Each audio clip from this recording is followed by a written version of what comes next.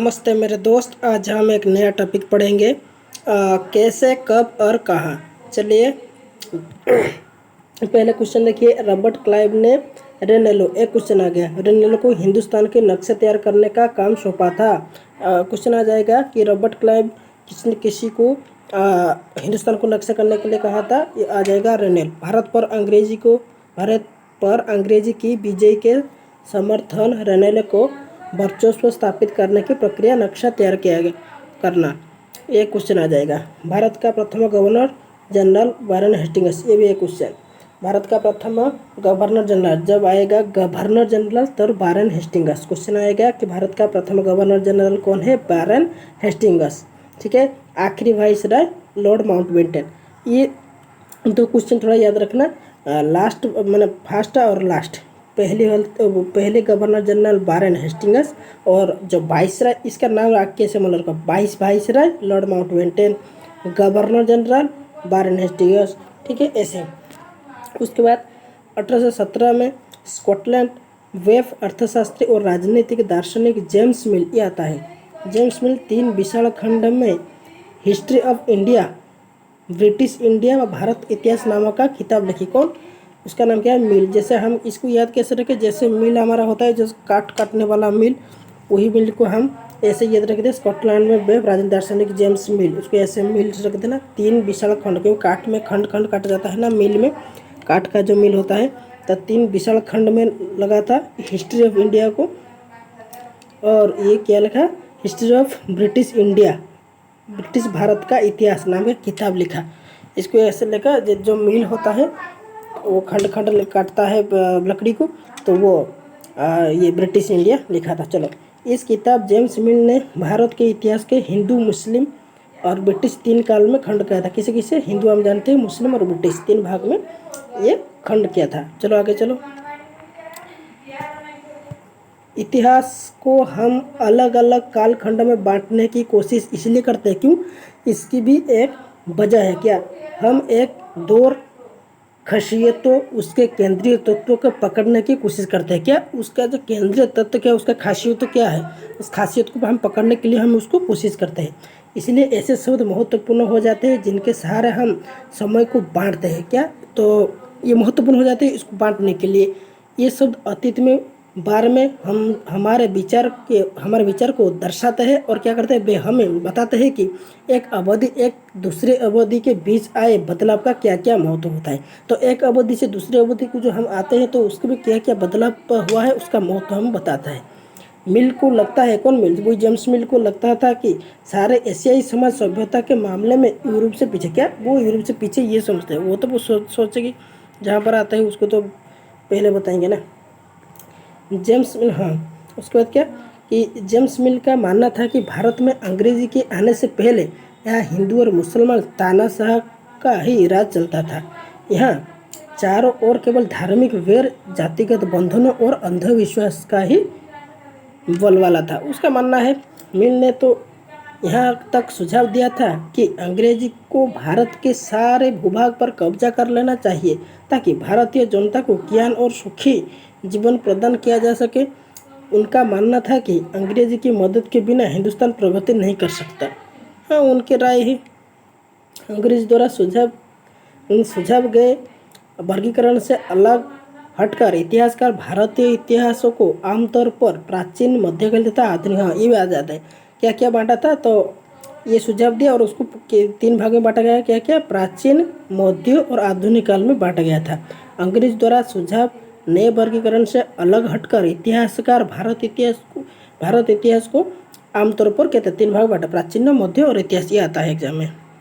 पश्चिमों में आधुनिक काल को विज्ञान, तर्क, लोकतंत्र, मुक्ति और समानता जैसा आधुनिकता की ताकत के विकास का युग मानता था। क्या? आधुनिक काल में क्या सब नया नया, अब मतलब अत्याधुनिक, जैसे हम कहते हैं कि विज्ञान का डेवलपमेंट हुआ, और क्या लोकतंत्र सब जान गए, लोकतंत्र के बारे में सब समझ गए, मुक्ति और समानता जैसे आधुनिक की ताकत विकास हुआ। ये सब अंग्रेजी शासन वाले युग को इतिहासकार औपनिवेशिक युग कहते हैं। आ जाएगा ये स्टेटमेंट वाले क्वेश्चन में कि जो अंग्रेजी वाले शासन करते थे इस युग को हम क्या कहते हैं, औपनिवेशिक युग। याद रखना, औपनिवेशिक युग किसे कहते हैं, जो अंग्रेजी यहाँ पर जो अंग्रेजी शासन वाले युग को हम यही कहते हैं, औपनिवेशिक युग।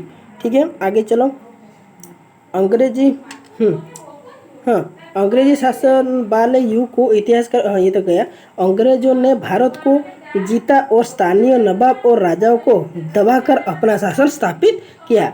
उन्होंने अर्थव्यवस्था, समाज पर नियंत्रण स्थापित किया। अपने सभी खर्चों के लिए भारतीयों से राजस्व वसूल, देख लो क्या हुआ कि भारतीयों से वो राजस्व वसूल किया।